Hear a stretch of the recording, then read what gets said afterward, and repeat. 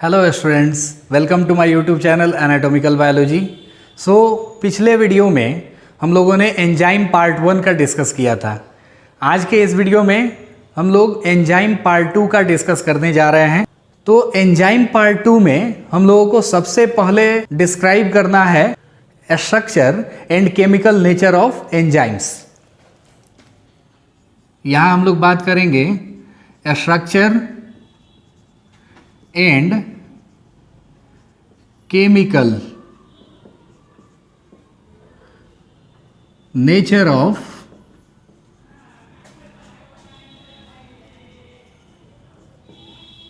Enzymes.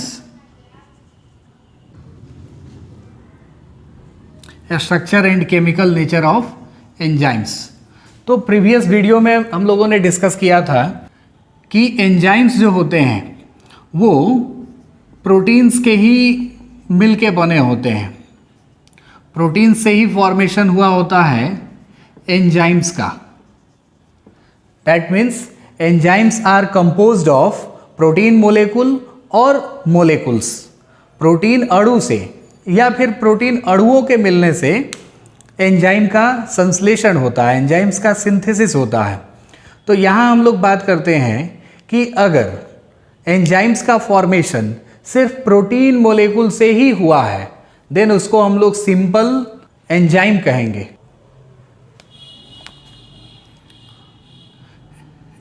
If enzymes are formed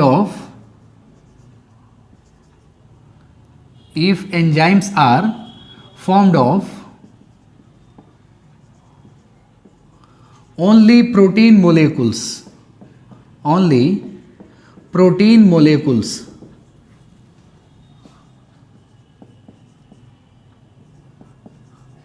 then they are called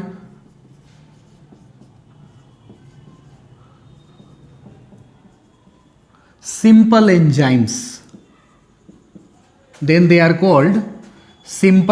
enzymes.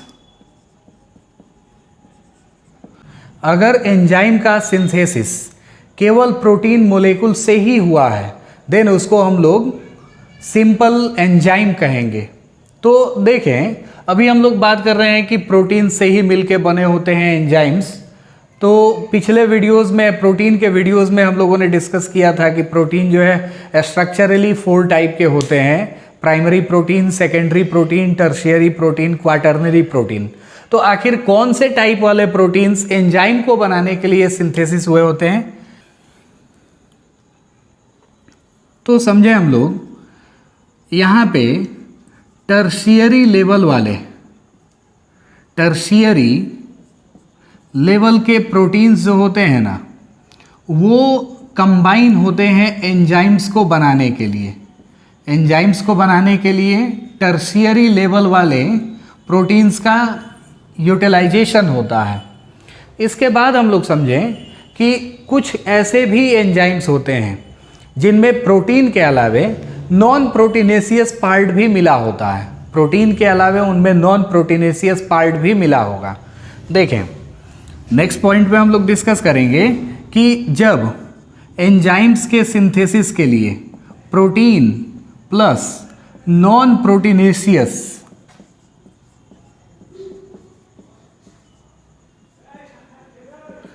Proteinaceous part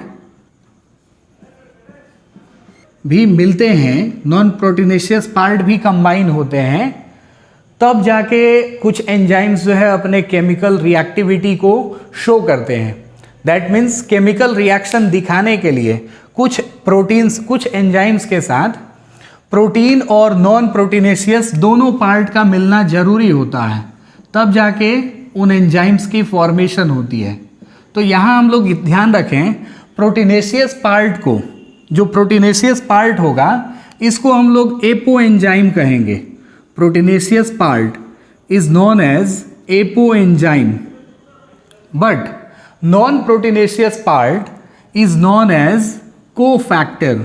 non proteinaceous part is also known as cofactor, and this type of enzyme is known as holoenzyme.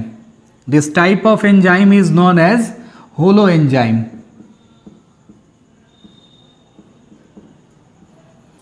Holoenzyme को हम लोग complete enzyme कह सकते हैं। Holo enzyme को हम लोग complete enzyme कह सकते हैं, क्योंकि देखें ये ऐसे एंजाइम्स होते हैं जो नॉन प्रोटीनेशियस पार्ट के बगैर काम कर ही नहीं सकते हैं, नॉन प्रोटीनेशियस पार्ट के बगैर फंक्शन नहीं कर सकते हैं, इसलिए इनको हम लोग होलो एंजाइम्स कहते हैं। क्योंकि इनमें जो प्रोटीन पार्ट होता है वो एपो एंजाइम कहलाता है, जो नॉन प्रोटीनेशियस पार्ट होता है वो कोफैक्टर कहलाता है। तो इस तरीके से हम लोग कह सकते हैं कि the combination of apoenzyme and cofactor is known as holoenzyme. Holoenzyme हम लोग एपो एंजाइम और कोफैक्टर दोनों के कॉम्बिनेशन को कहते हैं, और होलो एंजाइम तब जाके कंप्लीट एंजाइम कहलाता है।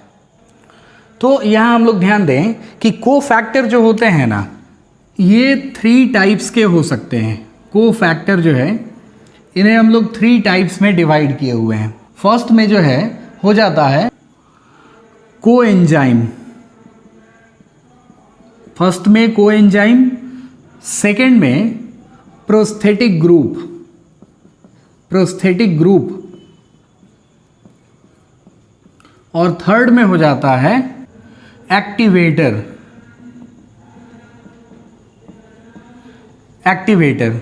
कोफैक्टर्स को हम लोग 3 टाइप्स में कैटेगराइज करते हैं। 3 टाइप्स के हो सकते हैं cofactor. First one is coenzyme, second one is prosthetic group and the third one is activator. So coenzyme में लूजली कंबाइंड ऑर्गेनिक सब्सटेंसेस आते हैं। याद रखें, कोएंजाइम में लूजली कंबाइंड ऑर्गेनिक सब्सटेंसेस आएंगे, loosely combined organic substances, loosely combined organic substances आते हैं, जिसके अंतर्गत एग्जाम्पल होगा NAD, NADP, FAD, FMN।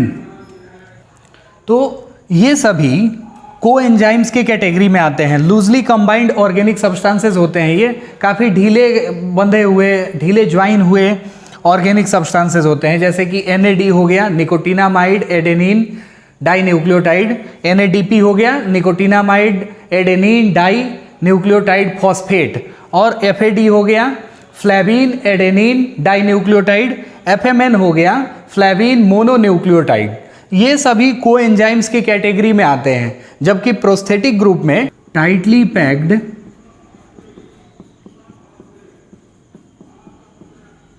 Organic substances आते हैं इनके अंडर में। Organic substances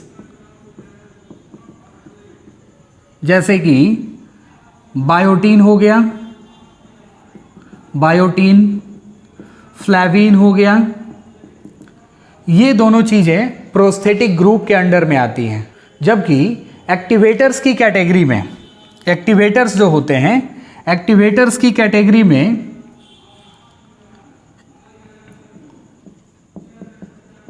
metal inorganic substances आते हैं। Metal inorganic substances, metal inorganic substances इनकी कैटेगरी में आते हैं, और इनका एग्जाम्पल है Ca, Mg, Mn, K, potassium, calcium, magnesium, manganese और पोटेशियम, ये एक्टिवेटर्स की कैटेगरी में आते हैं। तो इस तरह से एक कंप्लीट एंजाइम बनाने के लिए 2 चीज़ों का कंबाइन होना जरूरी है। The first one is apo enzyme and the second one is cofactor. ये दोनों ज्वाइन होंगे तभी जाके ये होलो एंजाइम बनेंगे, दैट मीन्स कंप्लीट एंजाइम बनेंगे, और कंप्लीट एंजाइम बनेंगे तभी जाके ये किसी भी बायोमोलेकुल को ब्रेक कर सकते हैं। तो नेक्स्ट टॉपिक में अब हम लोग डिस्कस करने चलेंगे मैकेनिज्म ऑफ एंजाइम एक्शन।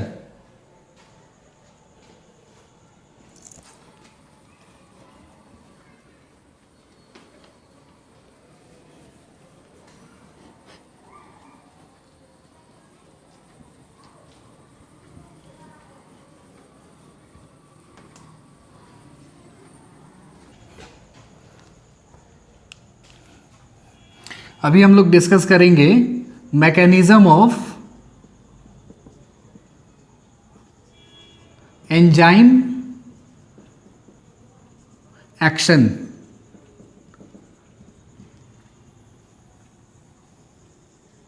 तो देखें आखिर किस तरीके से एंजाइम्स जो है ये किसी बायोमोलेकुल को ब्रेक करते हैं।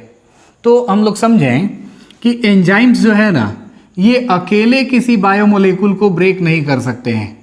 एंजाइम्स को एक सब्सटेंस की ज़रूरत होती है और इस सब्सटेंस को हम लोग S से डिनोट करते हैं। S का मतलब हो जाता है सबस्ट्रेट। तो एंजाइम्स को सबस्ट्रेट की ज़रूरत होती है। एंजाइम्स और सबस्ट्रेट मिलके बनाते हैं enzyme substrate complex, ES complex बनाते हैं। और ES कॉम्प्लेक्स जो है ये एक्ट करते हैं बायोमोलेकुल पे और तैयार करते हैं एंजाइम प्लस प्रोडक्ट। एंजाइम और प्रोडक्ट यानी किसी भी बायोमोलेकुल को ब्रेक करने के लिए सबसे पहले एंजाइम जो है ना वो किसी ना किसी सबस्ट्रेट के साथ जुड़ेगा। अभी हमने पिछले टॉपिक में जो है डिस्कस किया कि एंजाइम्स जो सिर्फ प्रोटीनेशियस नेचर वाले होते हैं, प्रोटीन एंजाइम का प्रोटीन पार्ट जो कि एपो एंजाइम कहलाता है वो जुड़ता है कोफैक्टर के साथ, और कोफैक्टर के साथ जुड़ने के बाद वो एक कंप्लीट एंजाइम होलो एंजाइम होता है। तो उसी तरीके से यहाँ हम लोग कंपेयर कर सकते हैं ES कॉम्प्लेक्स को होलो एंजाइम से। ES कॉम्प्लेक्स जो है ये होलो एंजाइम से कंपेयर हो सकता है क्योंकि एंजाइम ये ऐड होगा सबस्ट्रेट के साथ, बनाएगा ES कॉम्प्लेक्स, और ES कॉम्प्लेक्स जो है वो सबस्ट्रेट के एक्टिव साइट से जुड़ के और उसको ब्रेक करेगा, बनाएगा नया सब्सटेंस प्रोडक्ट, है ना। तो इस तरह से एंजाइम का मैकेनिज्म होता है, एंजाइम एक्शन का मैकेनिज्म होता है। तो देखें यहाँ पे इस एक्टिविटी को करने के लिए एक एनर्जी की रिक्वायरमेंट होती है जिसको हम लोग एक्टिवेशन एनर्जी के नाम से जानते हैं। एक्टिवेशन एनर्जी के नाम से हम लोग जानते हैं। और इस प्रोसेस में एक्टिवेशन एनर्जी जो है ना लो हो जाता है। एंजाइम प्लस सबस्ट्रेट जब बाइंड होते हैं तो यहाँ पे एक्टिवेशन एनर्जी लो होती है। और ये एक्टिवेशन एनर्जी है क्या, तो इसको हम लोग ऐसे समझ सकते हैं, the amount of energy required to complete any chemical reaction by any substance is known as activation energy. यानी किसी भी पदार्थ के द्वारा रासायनिक अभिक्रिया को पूरा करने में ली गई ऊर्जा के मान को ही हम लोग सक्रियण ऊर्जा या एक्टिवेशन एनर्जी कहते हैं। तो एक्टिवेशन एनर्जी एंजाइम और सबस्ट्रेट जब वर्क करते हैं, एक साथ बाइंड होते हैं, यानी एंजाइम जो है ये सबस्ट्रेट को तोड़ता है, उस समय एक्टिवेशन एनर्जी इनकी लो हो जाती है। रिएक्शन का एक्टिवेशन एनर्जी जो है वो लो हो जाता है। तो हम लोग एक और इम्पॉर्टेंट पॉइंट डिस्कस करने जा रहे हैं जिसके बारे में एमिल फिशर ने बताया था। एमिल फिशर ने 1894 में एक हाइपोथेसिस दिया हुआ था जिसका नाम था लॉक एंड की हाइपोथेसिस। लॉक एंड की हाइपोथेसिस क्या है ये लॉक एंड की हाइपोथेसिस? उन्होंने एंजाइम्स को कंपेयर किया था ताला चाबी से। यानी हम लोग जानते हैं कि जिस प्रकार से स्पेशल ताले के लिए, यानी अलग अलग प्रकार के ताले के लिए अलग अलग चाबी होती है, अलग अलग की होती है, सेम वैसे ही अलग अलग टाइप के बायोमोलेकुल्स को ब्रेक करने के लिए डिफरेंट टाइप के एंजाइम्स वर्क करते हैं। लाइक हम लोग माल्टोज की बात करें तो माल्टोज को माल्टेज एंजाइम जो है ब्रेक करता है। सुक्रोज की बात करें तो सुक्रोज को सुक्रेज एंजाइम ब्रेक करता है। कार्बोहाइड्रेट की बात करें तो कार्बोहाइड्रेट को एमाइलेज एंजाइम ब्रेक करता है। तो इस तरीके से हमने ये देखा कि अलग अलग टाइप के एंजाइम्स अलग अलग बायोमोलेकुल्स पे रिएक्ट करते हैं। ठीक वैसे ही जैसे अलग अलग प्रकार के ताले के लिए अलग अलग चाबी होती है। तो इस हाइपोथेसिस को देने वाले साइंटिस्ट का नाम था एमिल फिशर। इन्होंने 1894 में लॉक की हाइपोथेसिस को प्रेजेंट किया था। देखें एंजाइम्स पे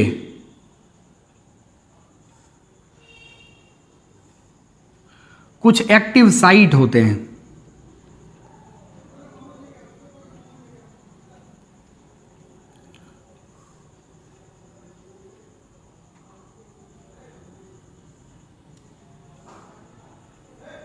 एंजाइम्स पे ये एंजाइम हो गया और यहां पे हम लोग बना रहे हैं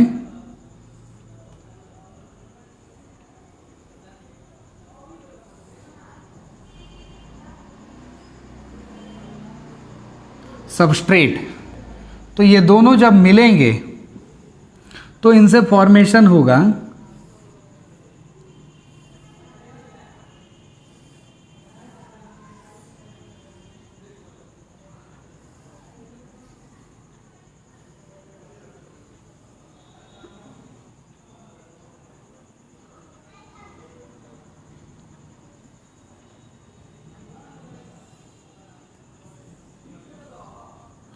एंजाइम सबस्ट्रेट कॉम्प्लेक्स की।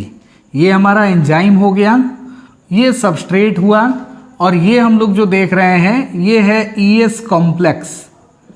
ईएस कॉम्प्लेक्स, तो ये दोनों ईएस कॉम्प्लेक्स जो है एंजाइम, ये सबस्ट्रेट पे एक्ट करके और उसको ब्रेक कर देता है। सबस्ट्रेट को जो है ये ब्रेक कर देता है, जिसके रिजल्ट पे हमें दो अलग अलग टाइप के प्रोडक्ट्स जो है मिल जाते हैं। दो अलग अलग टाइप के प्रोडक्ट्स मिल जाते हैं। ये फर्स्ट वाला प्रोडक्ट हो गया और ये सेकंड वाला प्रोडक्ट हो गया। तो इस तरीके से एंजाइम का मैकेनिज्म एक्शन होता है। प्रोडक्ट्स को ऑब्टेन कराने के लिए एंजाइम्स को सबस्ट्रेट के एक्टिवेशन साइट से जुड़ना होता है। इस साइट को हम लोग एक्टिवेशन साइट बोल सकते हैं। तो फिर से समझें, एंजाइम्स को बायोमोलेकुल ब्रेक करने के लिए सबस्ट्रेट के एक्टिवेशन साइट से जुड़ना पड़ता है, तब जाके हमें नए सब्सटेंसेस दैट मीन्स प्रोडक्ट मिलते हैं। तो देखें, अगले टॉपिक में हम लोग डिस्कस करने जा रहे हैं एंजाइम्स के टाइप को।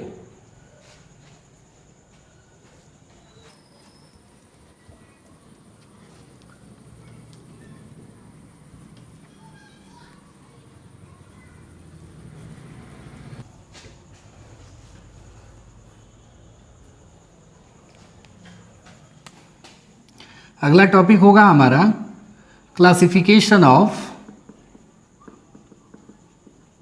एंजाइम्स। एंजाइम्स का क्लासिफिकेशन हम लोग देखेंगे। तो देखें, एंजाइम्स को हम लोग उनके वर्किंग प्रोसेस के बेसिस पे टू पार्ट्स में कैटेगराइज करते हैं। The first one is hydrolyzing enzyme. Enzymes. Hydrolyzing enzymes. And the second one is desmolizing enzymes. Desmolizing enzymes. तो हम लोग समझे हाइड्रोलाइजिंग एंजाइम क्या है और डेस्मोलाइजिंग एंजाइम क्या है। तो याद रखें, हाइड्रोलाइजिंग एंजाइम्स जो होते हैं ना, ये वो एंजाइम होते हैं जो सबस्ट्रेट के साथ हाइड्रोलाइसिस करके और प्रोडक्ट बनाते हैं। हम लोग याद रखें कि एंजाइम्स जब भी एक्ट करेंगे किसी बायोमोलेकुल पे, तो एंजाइम एज इट इज़ रह जाते हैं। क्योंकि हमने पढ़ा है कि एंजाइम्स आर बायो कैटलिस्ट, ये कैटलिस्ट हैं, और कैटलिस्ट केमिकल रिएक्शन में पार्टिसिपेट नहीं करता है, बल्कि वो एज इट इज़ रह जाएगा। तो जो एंजाइम्स सबस्ट्रेट को हाइड्रोलाइसिस करके और नए नए प्रोडक्ट्स बना देते हैं, उन्हें हम लोग कहते हैं हाइड्रोलाइजिंग एंजाइम्स।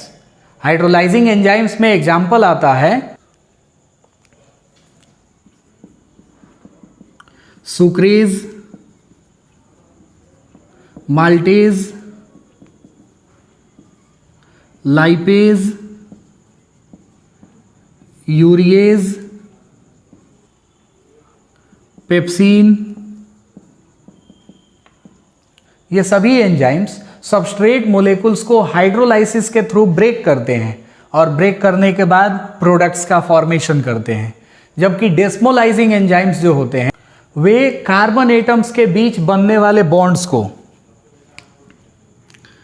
कार्बन एटम्स के बीच बनने वाले बॉन्ड्स को या तो जोड़ते हैं, कार्बन एटम्स के बीच बनने वाले बॉन्ड को या तो ज्वाइन करते हैं या फिर उनको ब्रेक करते हैं या फिर इन एटम्स को ट्रांसफर करते हैं, पूरे एटम्स के ग्रुप को ट्रांसफर कर देते हैं।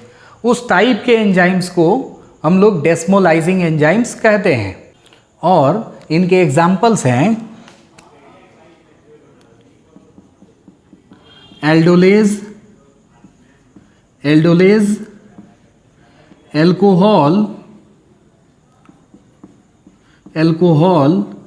डिहाइड्रोजिनेज,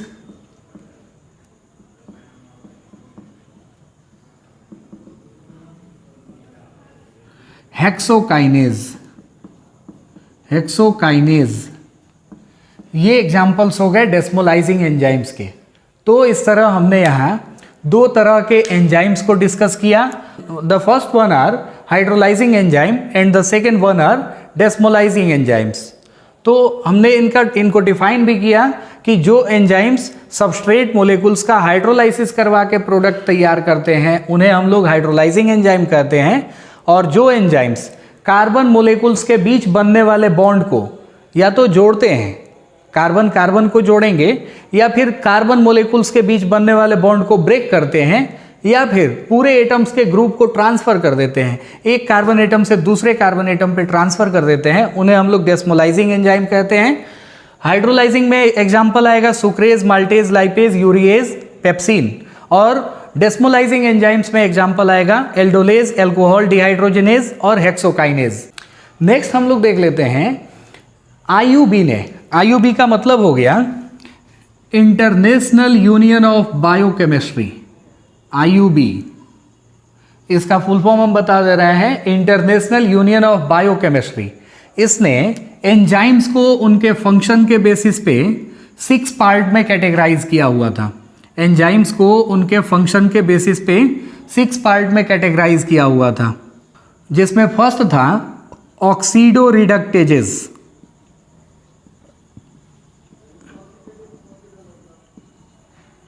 फर्स्ट नंबर में ऑक्सीडो रिडक्टेजेस, सेकेंड नंबर में ट्रांसफरेजेस, थर्ड नंबर में हाइड्रोलेजेस,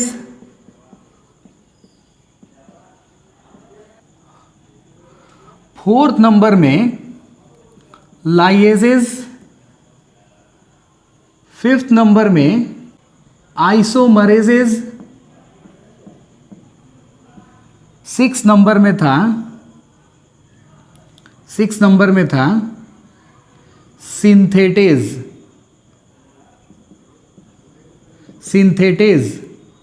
या फिर इसको एक और नाम से हम लोग जानते हैं लाइगेजेस।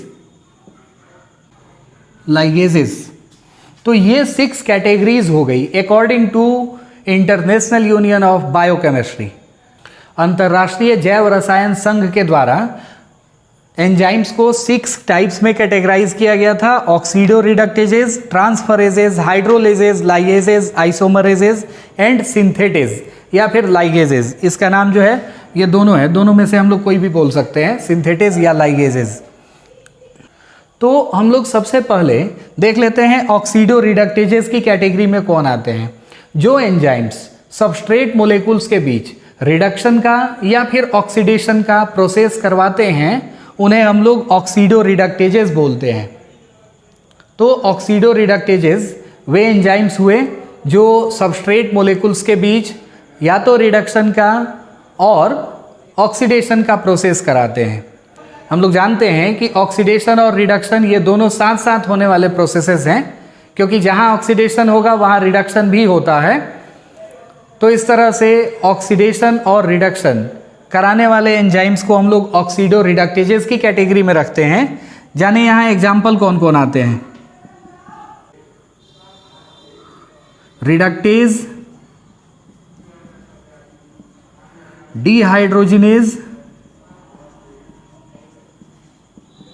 Dehydrogenase, ऑक्सीडेजेस,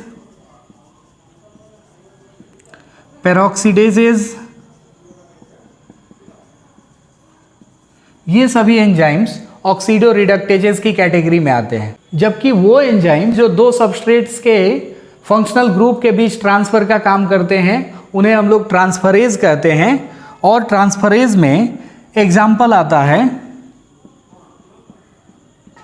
hexokinase, फॉस्फोरिलेज,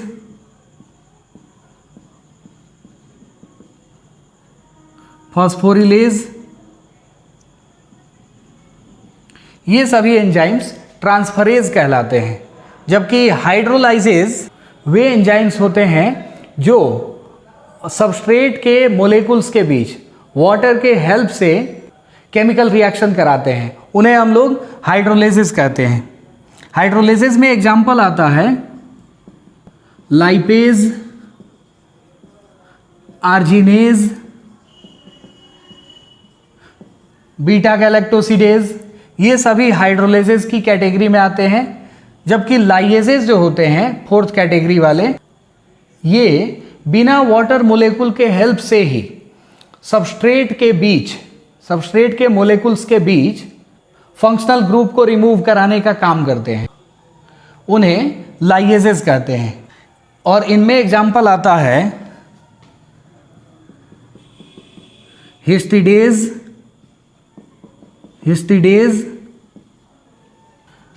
aldolase. जबकि वो एंजाइम्स जो इंटरमोलेकुलर रीअरेंजमेंट के रिजल्ट पे आइसोमर्स का फॉर्मेशन करते हैं उनको हम लोग आइसोमरेज कहते हैं। और इसमें एग्जाम्पल आता है ग्लूकोज फॉस्फेट आइसोमरेजेस, एपीमरेजेस। जबकि वे एंजाइम्स जो दो मोलेकुल्स को जोड़ने का काम करते हैं, यहाँ सिंथेटेज या लाइगेजेस का मतलब होता है कि जो दो मोलेकुल्स को जोड़ने का काम करते हैं उन्हें हम लोग लाइगेजेस बोलते हैं। और इसमें एग्जाम्पल आ जाता है ग्लूटामिन सिंथेटेज का। तो आइए देखते हैं एंजाइम्स की एक्टिविटी को अफेक्ट करने वाले फैक्टर्स के बारे में।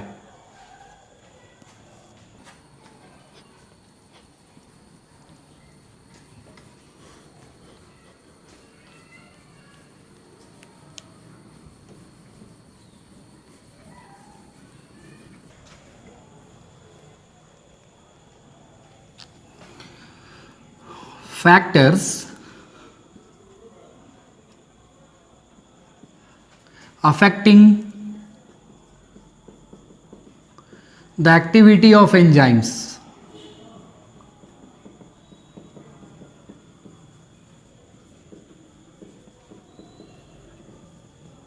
ऐसे कौन कौन से फैक्टर्स होते हैं जो एंजाइम्स की एक्टिविटी को अफेक्ट करते हैं?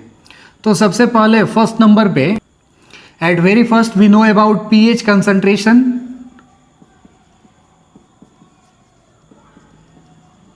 तो देखें हम लोग pH जो है ना ये एंजाइम्स की एक्टिविटी को बहुत ज़्यादा इफेक्ट करता है, क्योंकि हम लोग यहाँ 3 टाइप्स के एंजाइम को एग्जाम्पल लेके देखेंगे। सबसे पहले हम लोग एग्जाम्पल लेते हैं पेप्सिन का। पेप्सिन को यूजुअली फंक्शन करने के लिए जो pH रेंज चाहिए वो चाहिए 1.2 टू 2.0, यानी 1.2 से लेके 2.0 pH तक पेप्सिन एंजाइम एक्टिव रह सकता है, काम कर सकता है। वहीं हम लोग एमाइलेज की बात करें तो एमाइलेज एंजाइम जो है ये 7 pH पे काम करेगा। जबकि ट्रिप्सिन की अगर हम लोग बात करें तो ट्रिप्सिन एंजाइम को फंक्शन करने के लिए टेम्परेचर चाहिए 8। तो इस तरह से हमने देखा कि कुछ एंजाइम्स ऐसे होते हैं जिनको फंक्शन करने के लिए एसिडिक मीडियम चाहिए होता है, कुछ एंजाइम्स को न्यूट्रल मीडियम चाहिए होता है, और बाकी जो है कुछ एंजाइम्स को बेसिक मीडियम चाहिए होता है। यानी एंजाइम्स पे पीएच का बहुत ज़्यादा अफेक्ट होता है। अगर हम लोग पेप्सिन को कहें कि भाई बेसिक पीएच में काम करो तो पेप्सिन जो है ये बेसिक पीएच में काम नहीं करेगा। ट्रिप्सिन को हम लोग कहें कि एसिडिक पीएच में काम करो तो ये नहीं करेगा। समझ में आ रहा है ना, क्योंकि एंजाइम्स को पीएच अफेक्ट करता है। सेकेंड हम लोग देखते हैं वो कौन सा फैक्टर है जो एंजाइम्स की एक्टिविटी को अफेक्ट करेगा। तो सेकेंड नंबर पे आ जाएगा टेम्परेचर। टेम्परेचर ये जो है एंजाइम्स की एक्टिविटी को अफेक्ट करता है, और जैसा हमने प्रीवियस वीडियो में पढ़ा भी था कि एंजाइम्स के वर्क करने का जो टेम्परेचर रेंज होता है ना, वो होता है from 25 degree Celsius to 45 degree Celsius.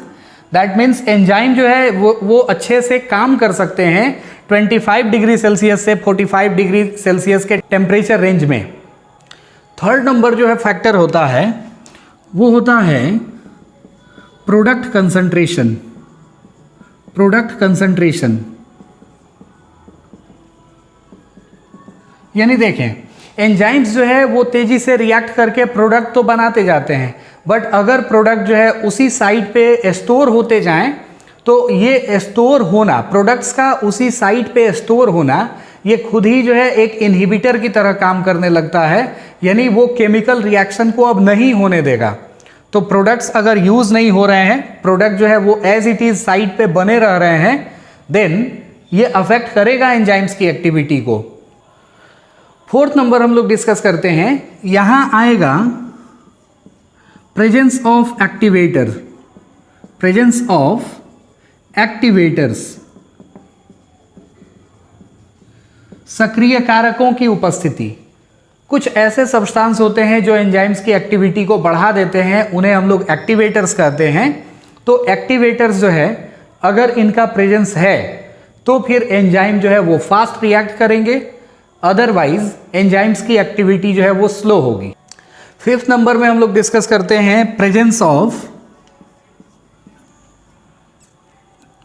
Of inhibitors.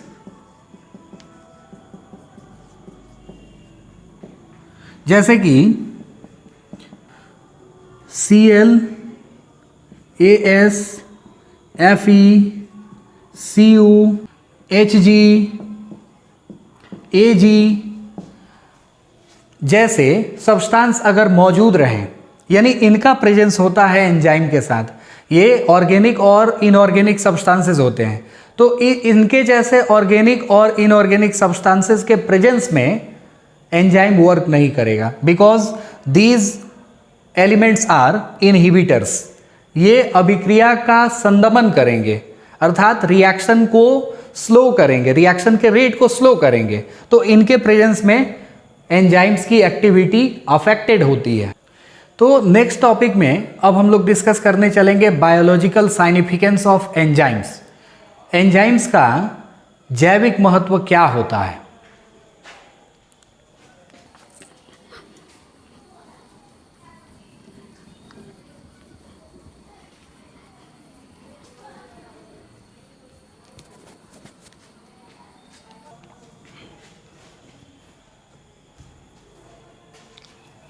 तो देखें, अगला टॉपिक जो है वो है हमारा बायोलॉजिकल साइनिफिकेंस ऑफ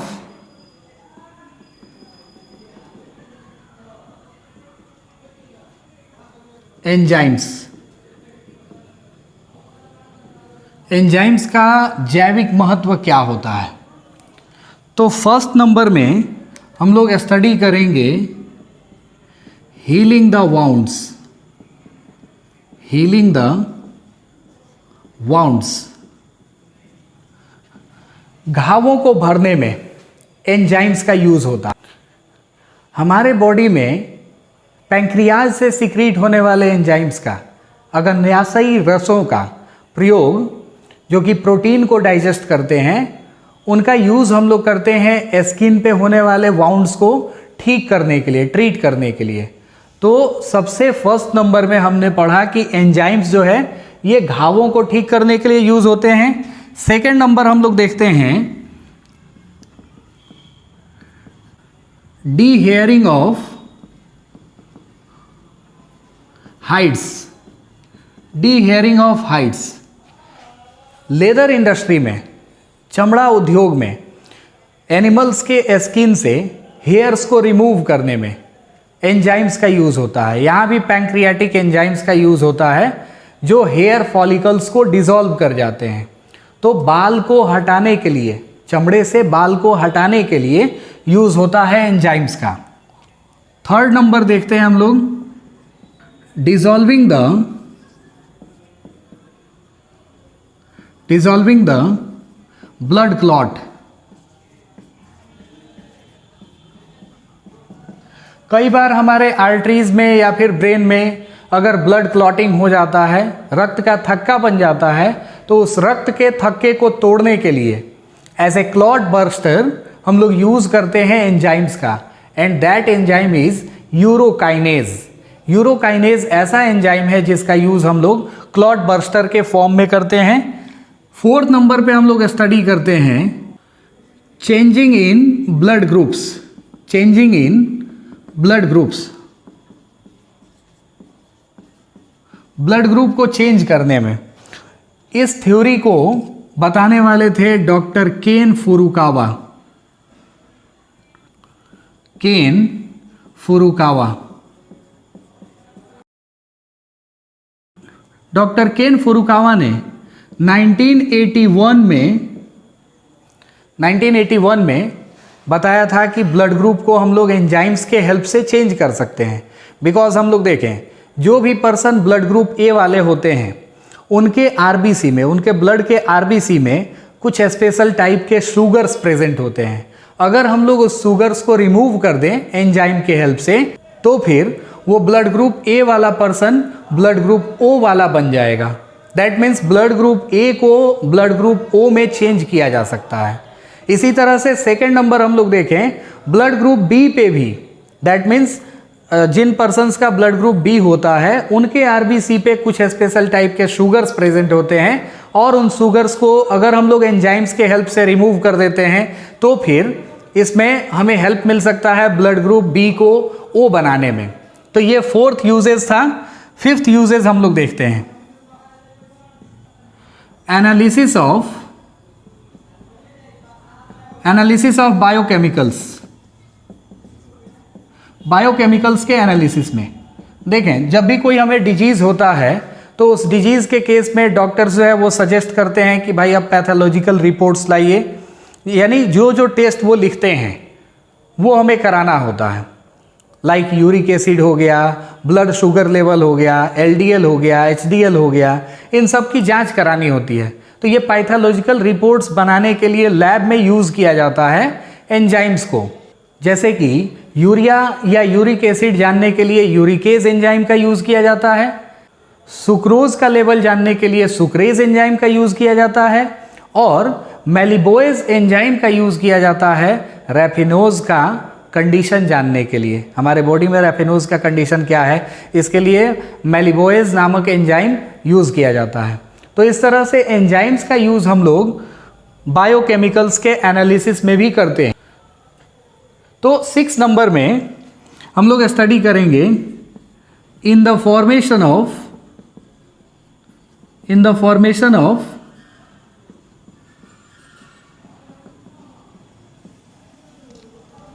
बटर।